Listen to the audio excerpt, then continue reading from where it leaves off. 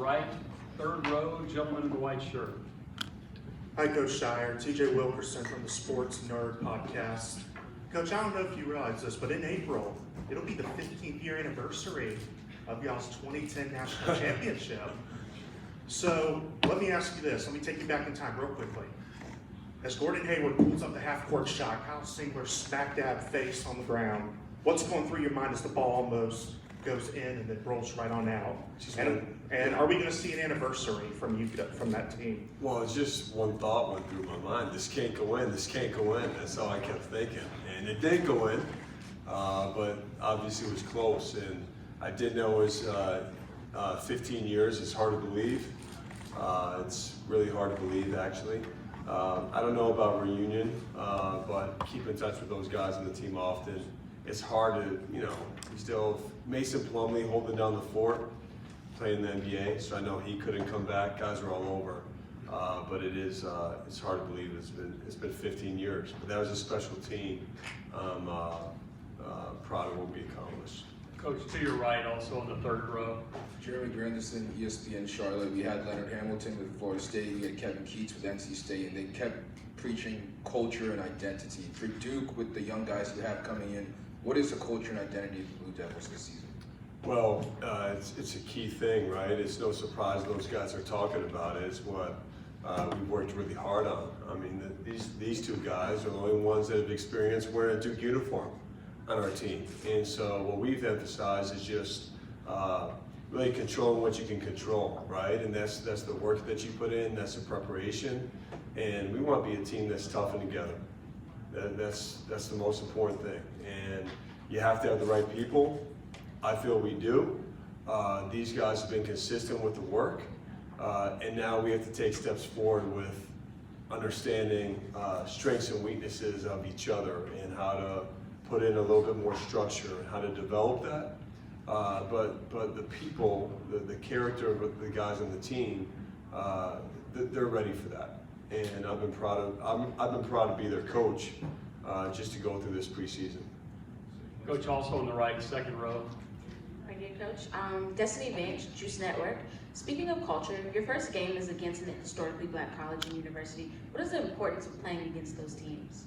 Well, it's something we've always done, you know, right? And that's been, there's been a couple years we haven't, and I've learned a lot about Lincoln, you know, since we've scheduled to play them. And, you know, it's an honor.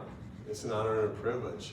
And, you know, they have a new coach that Duke fans know well, and Julius. And but it's been a great honor for me ever since I was a player to play in those games and have that connection. And it's something I hope we can continue to do. Thank you, Coach. To her right, same row, right there on the edge. Royal Howell, the Juice Network. Coach, how do you handle having those difficult conversations with players that ultimately enter the transfer portal or leave the program in general? I know Jeremy Roach recently stated that he wanted to stay at Duke, and I guess you all didn't see eye to eye on certain things, but how do you all kind of like balance that conversation with a player ultimately wanting to leave the program or stay in the program? Well, just to clarify, first and foremost, Jeremy and I have had, one, we still have a great relationship, but two, we've had nothing but honest, great conversations from the end of the season, throughout his career. I feel that's just what a relationship is all about, is just telling the truth. And I'm sure these guys would tell you, I mean, many times we've spoken, they may not like what I have to say. Sure, yesterday in practice or whenever it is, but they know it's from a place where I care, and then they know it's real. And then it's their job to tell me how they're feeling too. I think it has to be a two-way street. So end of the day, whatever the outcome is in terms of portal or not, or throughout the course of the season, the relationship has to be built on trust, and try really hard to develop that. It has to be in a short period of time. It has to be two-way, but that's honestly the most important thing to me above all, you know, including X and O's and strategy. It all comes down to that. So that's what I would add. Coach, to your left, second row. Hey Coach, Dustin Shue with Devil's Den. Obviously bringing two guys back from last year. Can you talk about some specific things that you asked Caleb and Tyrese to work on over the offseason and what you've seen them improve on? Yeah, well, both of these guys, man, are obviously key guys for us. They've both gone through different experiences. Tyrese, his first 2 years, let's keep in mind, still he came a year early. And so he's not the normal age of a junior, he's younger. But going through these 2 seasons, he's matured a lot. He's shown flashes of being as good of a perimeter defender as there is in the country. My challenge for him is to do it every game, all the time.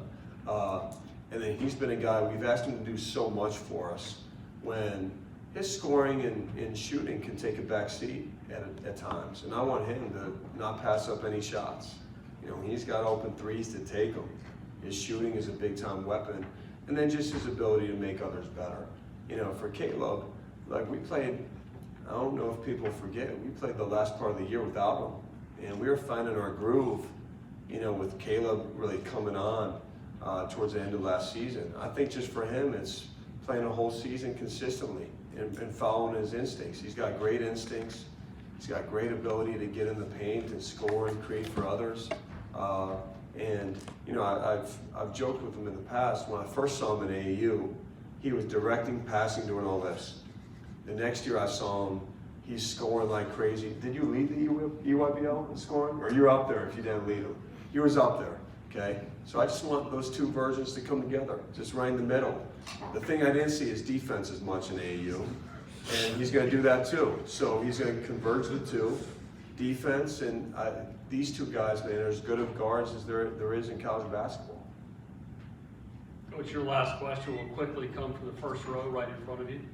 Coach Dan Tortora, wakeupcalldt.com. Transfer portal gives and it takes away. Malik Brown coming in from Syracuse inside of this conference, what you can say about him on and off the floor and why you believe he could be a good part of the Duke Blue Devils. You know, I'm glad you asked about Malik. You know, I haven't been asked about him as much. He's been terrific for us, man. He's somebody should ask these guys if they like trying to score on him. You know, we track deflections. His deflections are off the charts more than any player I've ever coached in terms of his activity on the ball and off the ball. Great versatility. Really does whatever you ask him to do. You know, just the ultimate great competitor, but just such a great teammate. Selfless, doesn't care about his own stats. Probably to a fault. That would be my biggest thing with him, is he can either be more aggressive, right? I mean, that's what we talked to him about. But his versatility, his ability to play multiple spots in the front court. And then the last thing is how smart he is. You know, he's a great passer, natural feel for the game. But I've loved coaching him. You know, I like coaching him better than seeing him have 26 and 7 on us in Cameron. You know, it's better having us on his team. If he wants to do that in Duke uniform, then great. But Malik's had such a consistent approach, and he's been a great guy to have in the locker room as well. Coach, thank you. You can switch spots with Caleb. All right. Folks, we'll spend just a few minutes with Caleb Foster. Once again, please identify yourselves, the agency that you are with. Caleb, your first question will come to our left, 5th row, might be the 4th row. Thank you. Hey Caleb, Ranjan Jindal, Duke Chronicle. Coach mentioned your season-ending injury last year. Could you just talk about what that was like for you mentally, and then the rehab and recovery process following that injury? It was definitely hard, you know, going out. Nobody wants to go out, and this is the longest time I've ever been without basketball. But I had great teammates, Tyrese and them, who kept me, you know, positive, and I got to live through them, experience the tournament through them, and I learned a lot sitting on the bench from a new perspective, and I think it's going to help me this year. Caleb, stay on the left, next row back. Connor O'Neill with Devils Illustrated. Caleb, I'll bite the bullet and ask the question that John suggested. How tough is it to score on Malik? Malik is one of the best defenders I've ever played against. Like you said, his activity on and off the ball is just unmatched, and I think he has a chance to be the best defender in college basketball this year. Caleb, to your right, 3rd row, gentleman in the white shirt. Caleb, TJ Wilkerson from the Sports Nerd Podcast. Coming into this season, what was it like getting back into workouts after said injury over the offseason? I mean, it's great. I'm blessed to be back out there 100%. I feel the best I've ever felt. So, I mean, I'm ready to get the season kicked off and get to work. Coming closer to you, 2nd row, to the right. Hi, Caleb. Destiny with the Juice Network. My question for you is, do you have any expectations after missing the last half of the season? Say Do you have any expectations for yourself coming back from your injury? No, man. I'm just here to win. I've dreamed of playing a Duke uniform my whole life, so I'm just here to, make the best of most of my time and win ball games. Galin, to your right, first row. James Tortora, wakeupcalldt.com. You're here with Tyrese today, and just what you can say about how you push each other on and off the floor and that relationship that you've built together with so much change happening at Duke, just that relationship and leaning on each other. Yeah, me and Tyrese, Coach often, he doesn't put us on the same team, so we go at each other a lot. He's a great defender, like Coach Scheyer could be possibly one of the best defenders in college basketball too. He pushes me to be great on and off the court. He's my roommate, so we talk a lot. He introduced me to stuff off the court, FIFA and stuff like that. So it's been great. Love Tyrese. Galin, thank you. You can switch places with Tyrese. Folks, we've got Tyrese for about 4 minutes. Once again, please identify yourselves and the agency that you're with. We scan the room. We will go to the right side. Third row. Tyrese, TJ Wilkerson from the Sports Nerd Podcast.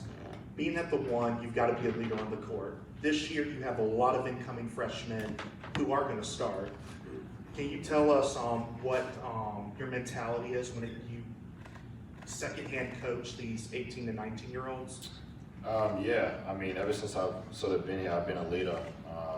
Obviously, playing point guard at Duke, it's what I've dreamed of as a young kid, and just being able to be in that position and help them, get them up to speed as quickly as possible on and off the floor. That's my job as a leader on this team, and I feel like me and Caleb have done a great job so far in the summer, just making sure everyone's on track and just competing every day and those things.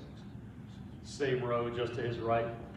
Jeremy Grandison, ESPN Charlotte. Going through the NCAA tournament last year, close games, you guys got to focus on execution, focus on the X's and O's. What can you take from that tournament and use and translate into this season? Yeah, I mean, just the environment. Obviously, I've been through 2 NCAA tournaments now and haven't got as far as I wanted to.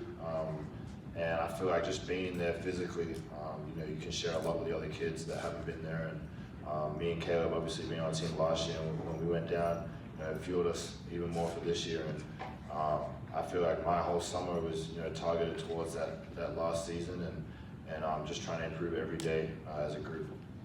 To your left, second row. Hey Tyrese, Dustin Shoe with Devil's Den.